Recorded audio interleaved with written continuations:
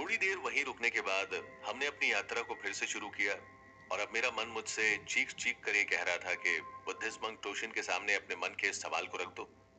लेकिन फिर मुझे ऐसा लगने लगा था कि कहीं बुद्धिस्ट मंक टोशिन मेरी बात को गलत ना समझ ले, क्योंकि मेरा जो सवाल था वो शायद थोड़ा सा स्वार्थी था। लेकिन मेरा मन था कि मान ही नहीं रहा था। मैं काफी देर तक अपनी सोच में ही उलझा हुआ था।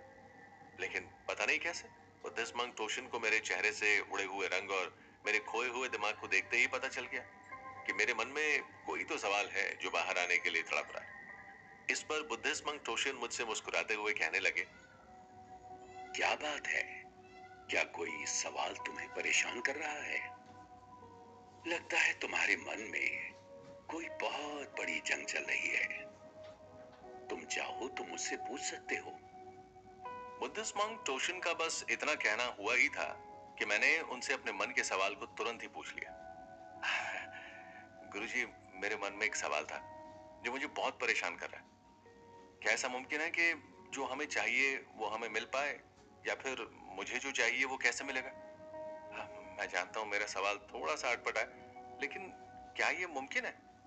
क्योंकि अक्सर सभी लोग अपने लिए बहुत सी योजनाएं बनाते हैं और उस पर बहुत सारी मेहनत भी करते हैं, लेकिन सिर्फ कुछ ही लोग आगे बढ़ पाते हैं और सफल हो पाते हैं। जो सफल नहीं हो पाता, उन्हें सब कुछ नहीं मिल सकता जो उन्हें चाहिए। सफल होने के लिए सिर्फ मेहनत की ही नहीं, बल्कि मजबूत मन के साथ लिए गए फैसले की भी जरूरत होती है। और सबसे जरूरी बात यह होती है कि अपने मन से उस डर को निकालना होता है कि जो काम हम करने जा रहे हैं वो सफल होगा भी या नहीं, और फिर तुम्हें वो मिल जाएगा जो तुम्हें चाहिए। गुरुजी, मुझे कुछ भी ठीक ठीक समझ नहीं आ रहा। डर तो सभी को लगता है। कोई भी काम शुरू करने से पहले मन में ये बात तो आ ही जाती है कि कहीं ऐसा ना हो कि ये जो काम आप मेहनत से कर रहे हैं इसका रिजल्ट नेगेटिव आए, यानी कि हम इस काम में सफल नहीं हो पाए। ये डर लगभग सभी को लगता है। क्योंकि तुम इतना ज्यादा डरते हो, इसीलिए तुम्हारे काम सफल नहीं हो पाते। हर किसी के मन में एक ही सवाल चलता है कि हम जो ये मेहनत कर रहे हैं वो हमें फल देगी या नहीं देगी। कहीं हमारी मेहनत जाया तो नहीं हो जाएगी। और सबसे बड़ा डर, कहीं मैं इसमें सफल ना हो पाया तो क्या होगा। मेरी बात को जरा ध्यान से सुनो, फिर समझ में आएगा कि मैंने क्या कहा था। देखो, जब भी तुम ये सोचकर काम करते हो कि इस काम को करने में तो बहुत वक्त चला जाएगा, तो काम करने का क्या फायदा, तब तुम अपनी सफलता से 2 कदम पीछे चले जाते हो। याद रखो, एक बीज बड़ा होकर पेड़ बनने और फल देने में वक्त तो लगाता ही है।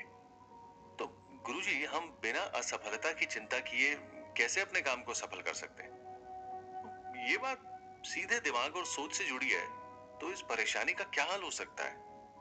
देखो विवेक, तुम्हारे सवाल का जवाब बहुत छोटा और आसान है, लेकिन अगर तुम उसे समझ नहीं पाए तो तुम्हारे लिए यह जवाब बहुत बड़ा और बहुत मुश्किल बन जाएगा। तुम्हें बस 2 बातों का ध्यान रखना होगा। पहली बात यह है कि तुम्हें अपने मन से इस बात को पूरी तरह से निकालना होगा कि तुम्हारी सबसे ज्यादा असफलता से लोग क्या कहेंगे। अगर तुम सफल हुए तो भी कुछ लोग कोई ना कोई कमी निकालकर तुम्हें गलत ही साबित करेंगे, या फिर कुछ लोग ऐसे भी होंगे जो तुम्हारी सफलता में तुम्हारे साथ खुश होंगे। लेकिन जब तुम ये सोचने लग जाते हो कि मेरी सफलता से या मेरा काम पूरा ना कर पाने पर लोग क्या सोचेंगे, लोग क्या कहेंगे, या फिर तुम उनकी बात सुनने लगोगे, तो तुम्हारे काम का बिगड़ना तय है। अक्सर आपको ये बताने वाले कई लोग होते हैं कि इस काम को करने में तुम असफल हो जाओगे और तुम्हें ये काम करने की जगह किसी और काम को करना चाहिए। अरे तुम कहां अपना वक्त खराब कर रहे हो? अभी इसे करके तुम मेहनत जाया मत करो। या फिर तुमसे तो ये काम हो ही नहीं पाएगा। जब आप दूसरों की बातों को सुनते हैं तो आपकी अपनी हिम्मत टूटने लगती है और आपसे काम असफल जरूर होता है। और दूसरी खास बात यह है कि जब तुम लोगों की बातों को सुनते हुए अपनी मेहनत को बचाने की कोशिश करते हो और छोटा रास्ता तलाश कर लेते हो जिसमें कम वक्त लगे और कम मेहनत करनी पड़े, तब अक्सर ऐसा करके असफलता ही हाथ लगती है। क्योंकि ज्यादा मेहनत लगने के बाद जिस काम को तुम इतने लंबे समय से करने की कोशिश कर रहे थे, वो काम सबसे बेहतरीन तरीके से पूरा होता है।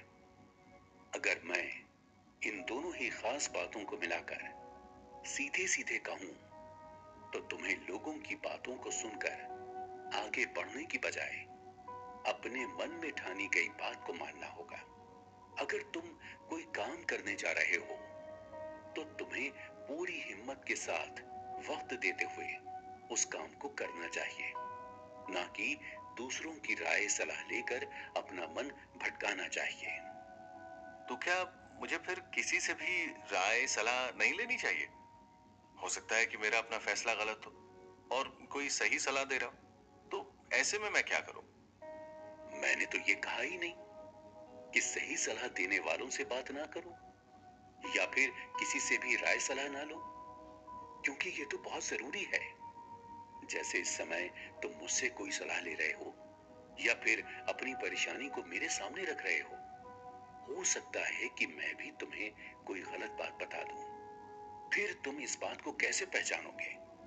मुझे बताओ, कैसे तुम अच्छी और बुरी सलाह के बीच में फर्क करोगे? गुरुजी, मैं मान ही नहीं सकता कि आप किसी को गलत सलाह दे सकते हैं। आप तो सबका भला चाहते हैं। लोगों की गलतियों को उनके ऊपर डालने की जगह या उनका मजाक बनाने की जगह आप उन्हें सही रास्ता दिखा रहे हैं। और ये बात तो मेरे सामने ही है कि आप किसी का बुरा नहीं चाहते। तुम इस बारे में गलत हो सकते हो। यह हो सकता है कि मैं भी किसी को गलत सलाह दे दूं, क्योंकि ये बातें जो मैं कह रहा हूं इसीलिए सब बातें सही होंगी ऐसा अंधविश्वास लेकर कभी नहीं चलना चाहिए। बल्कि सामने वाले की बातों में तुम्हारे लिए कितना हित है, कितनी परवाह है और उसकी बताई बात तुम्हारे लिए आगे कौन सा नया रास्ता खोल रही है, तुम्हारी कितनी मदद कर रही है, इन बातों पर ध्यान देना चाहिए।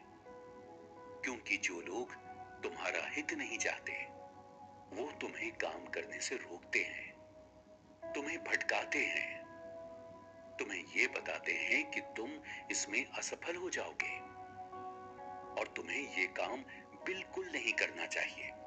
इसीलिए तुम इन बातों के बीच का फर्क समझो और मेरे बताने से ये फर्क समझ नहीं आएगा जब तक तुम इसे अपनी असल जिंदगी में एक बार अपना कर नहीं देखोगे। तुम्हें इसका फर्क साफ नजर आएगा। दुनिया में बहुत सारे ऐसे लोग हैं जो खुद तो कुछ भी नहीं कर पाए लेकिन सलाह देने में बहुत आगे होते हैं। तुम्हें ये करना चाहिए, तुम्हें वो करना चाहिए, अपने पैसे का इस्तेमाल ऐसे करो या फिर तुम्हें ऐसी जिंदगी जीनी चाहिए।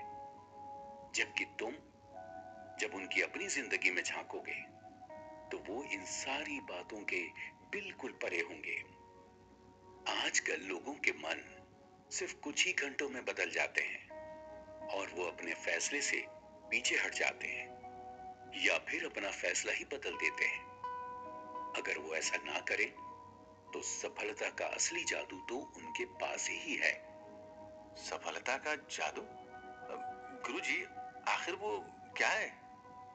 देखो, सफलता का एक सबसे सीधा और आसान तरीका यह है कि आपके अंदर अपने लिए एक मजबूत इरादा होना बहुत जरूरी है। कुछ ही घंटों में अपने फैसले को बदल देने वाले लोगों से बचना चाहिए, क्योंकि सफलता कुछ ही घंटों की मेहनत से नहीं मिलती, बल्कि हफ्तों, महीनों, सालों की मेहनत के बाद भी मिलती है। और वो लोग आपको भी अपने फैसले बदलने की सलाह देते हैं। इसीलिए काम के परिणाम या फल के बारे में सोचने से कहीं अच्छा है कि हर एक दिन अपनी पूरी मेहनत के साथ उस काम को दिल से करो। सफलता तुम्हारे कदमों को जरूर चूमेगी और इस तरह से तुम जो भी चाहोगे वो तुम्हें मिल जाएगा। लेकिन गुरुजी, आजकल लोगों के अंदर इतना सब्र नहीं होता है कि वो इंतजार भी कर पाए। फिर ऐसे में आखिर क्या किया जाए? ऐसा नहीं है कि लोग इंतजार नहीं कर पाते हैं, तो इसे किसी बीमारी या समस्या की तरह देखा जाएगा। लोग इंतजार इसलिए नहीं कर पाते क्योंकि उन्हें खुद पर भरोसा नहीं होता और वो थोड़ी सी मेहनत करके ही उसके फल के बारे में सोचने लगते हैं। इसीलिए तुम्हारी इस बात का जवाब है कि सब्र हर बात सिखा देता है। परेशानियां तुम्हें तभी घेरेंगी जब तुम्हारा ध्यान तुम्हारे लक्ष्य पर ना होकर इधर उधर होगा। लेकिन जब तुम्हारा पूरा ध्यान तुम्हारे काम और तुम्हारे लक्ष्य पर होगा तो कोई परेशानी तुम्हें हिला नहीं पाएगी। तुम्हें हर एक चीज जरूर मिलेगी जो तुम्हें चाहिए होगा। जैसा कि मैंने कहा था कि सफलता जरूर मिलेगी, क्योंकि सब कुछ पाने का जादू तो तुम्हारे हाथों में ही है। बुद्धिस्ट मंक टोशिन की बातों से मुझे समझ में आ गया था कि ये तो बहुत आसान है। हम जो भी चाहते हैं वो हमें मिल सकता है, लेकिन हमने ही इसे मुश्किल बनाया हुआ है। क्योंकि आजकल हम लोगों में ना तो सब्र है और ना ही खुद फैसले लेने की हिम्मत। हम जैसे ही लोगों के पास जाते हैं, उनकी सलाह लेते हैं, कहीं ना कहीं कुछ ना कुछ गड़बड़ हो ही जाती है और फिर हम उन लोगों की बातों से डरकर पीछे हट जाते हैं। या फिर अगर उस काम को शुरू भी करते हैं तो मन में हजारों डाउट्स लेकर काम करने लगते हैं। बुद्धिस्ट मंक टोशिन ने बिल्कुल सही कहा, ये जादू हमारे हाथों में ही है, लेकिन हम इस जादू का इस्तेमाल सही तरीके से करना नहीं जानते। और शायद यही वजह है कि असफलता मिलते ही हम खुद को और अपनी किस्मत को कोसने लगते हैं। यात्रा हर एक पल के लिए खास होती जा रही थी और मुझे ऐसा लगने लगा था कि अब ये यात्रा महीनों महीनों तक यूं ही चलती रहे, क्योंकि ये यात्रा सिर्फ एक मामूली यात्रा नहीं थी, बल्कि मुझे मेरी लाइफ की सबसे मीनिंगफुल यात्रा लग रही थी, जो मुझे ठीक तरह से जीना सिखा रही थी। हमने अपनी यात्रा को अभी भी जारी रखा था। मोनेस्ट्री की ठंडी हवाएं हमारे हाथ पैरों को ठंडा कर रही थी। ऐसे में वहां की वादियां अलग ही सुकून दे रही थी। लेकिन फिर कुछ ऐसा हुआ जिससे मैं पूरी तरह से हैरान रह गया। क्या खुश रहने के भी कुछ उपाय होते हैं? क्या खुश रहना हमारे हाथों में ही होता है? और वो कौन सी बातें हैं जिसको याद करके हम हमेशा खुश रह सकते हैं? जानिए कि इन सभी सवालों के जवाब में मोंक तोशीन ने क्या बताया। सुनना